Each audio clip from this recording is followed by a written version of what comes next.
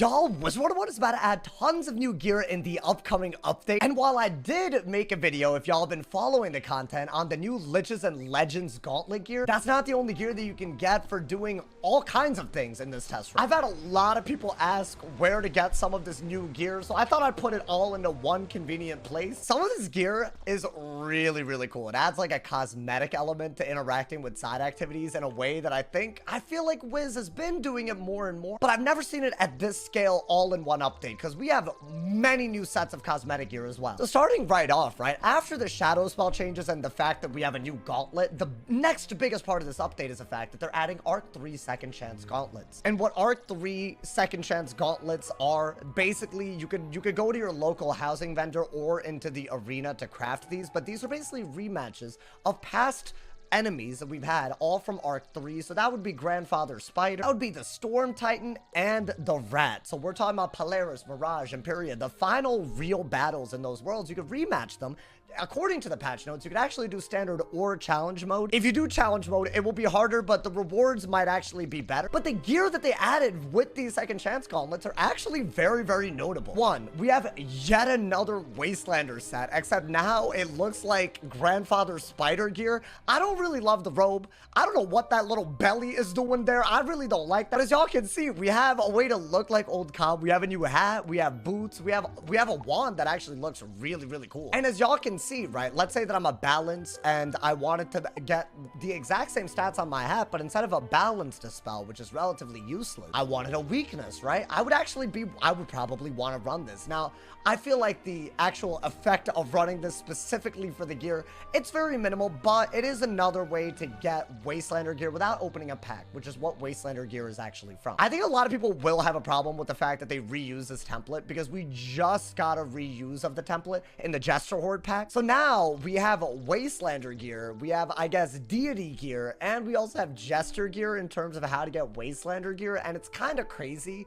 to have 3 separate gear sets that all give the same stats with small changes in item cards. But what I'm really hype about is what you see in front of you, which is the cosmetic drops from what I can only assume is doing the Titan rematch. Y'all, this is really cool. I don't know what they were kind of doing with the Grandfather Spider, but the Titan, this looks really dope. I've seen a lot of people very excited to farm this. Now, if this drops in standard mode, I'm just gonna assume that it's a much lower drop rate than whatever drops in challenge mode. But a part of me thinks that this is actually the reward for interacting with the challenge mode rematch. I actually really like that they're just adding cosmetics that are really cool, that people will know that you did something cool for. Right, that's great, because second chance rematches, I've actually been running some of the Meowiardi ones because it drops essentially what is the Skyfarer ring, but for, you know, it's the Malister set. And I just like the Skyfarer ring because unlike the Reaver ring, it loses a little bit of damage. It gives you a little bit of pip chance. It's really good for, you know, various, you know, builds and PvP. But when I was farming for these rings, instead of literally opening up Skyfarer packs, I wasn't ever doing the challenge mode because it was too much time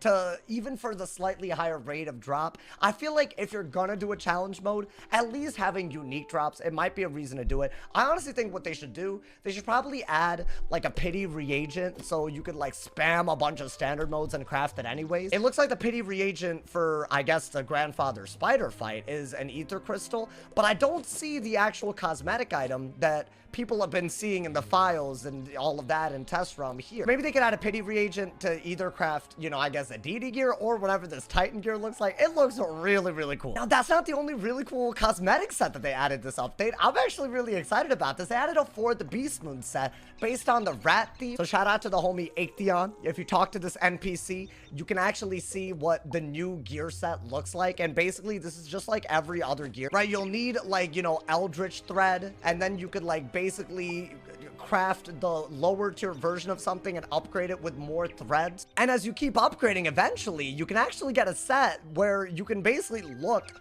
I mean, it looks like a cat to me, but I guess it's supposed to be a rat. This is what the full set looks like. Now, notably, there's no school insignia on the cape. I don't know if they have room to add that. In my opinion, that would be really cool. I think that what makes the original Beastmoon robe so special. I would hope to see some school representation because every school gets a different looking cape. So why not add the school to it to show that? But if y'all are trying to craft this and you want the threads as y'all saw in those recipes, the best way to do that is to run up a bunch of Beastmoon, get a bunch of of reagents from Beastmoon and then craft a bunch of seeds, and you could spam harvest them, especially during double gardening or with the double gardening elixir, and you'll get so many threads you won't know what to do with them. And there are free ways to get gardening elixirs, including from the PvP battle pass and even certain, you know, rewards from the scroll of fortune, right? As in, you don't have to buy the battle pass, you don't have to buy the scroll of fortune, you can get those gardening elixirs. So it's actually a pretty free and accessible way to get threads, and Beastmoon is also free. I think the hard bit for me is normally the Lunari cost to actually buy the recipes for this stuff.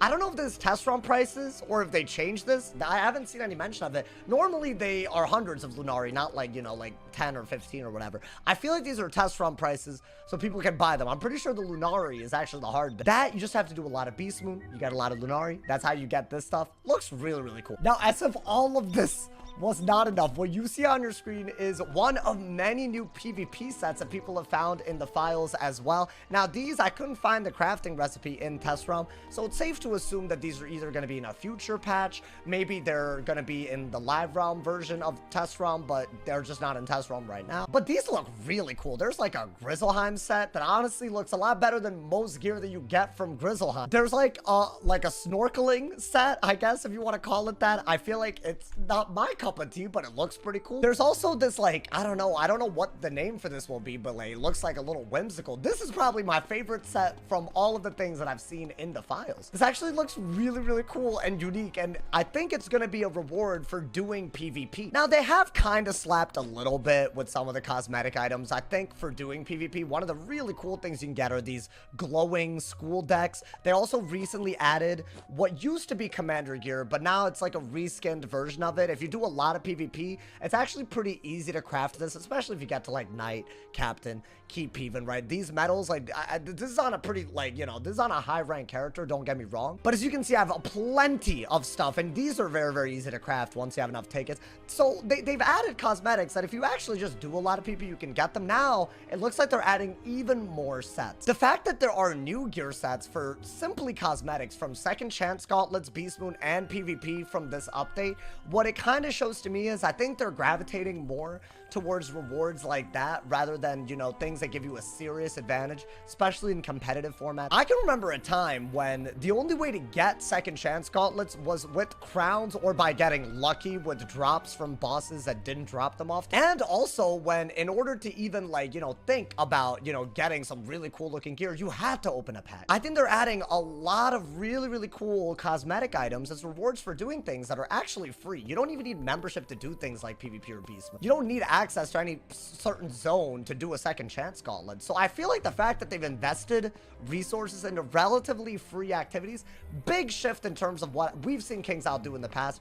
I gotta compliment. But yeah, y'all, if you're trying to get the new like rat thief looking gear, any of the new PvP sets, or the Ether Titan or the Spider cosplay set, if you want to call it that, hopefully the video was helpful to that audience. I know a lot of people have been asking, and I also want to hear y'all's thoughts on what looks to be a shift towards cosmetic gear for doing these activities. You guys think this is different than what they've done in the past? You guys think they should do more? How would you add cosmetics as rewards for doing anything in this game? I'd love to hear y'all's thoughts. Drop a like if you enjoyed, y'all. Leave a sub if you're new, and as always, if somebody hasn't told you you're awesome today, they doing something wrong. Stay awesome. See y'all soon, and yeah.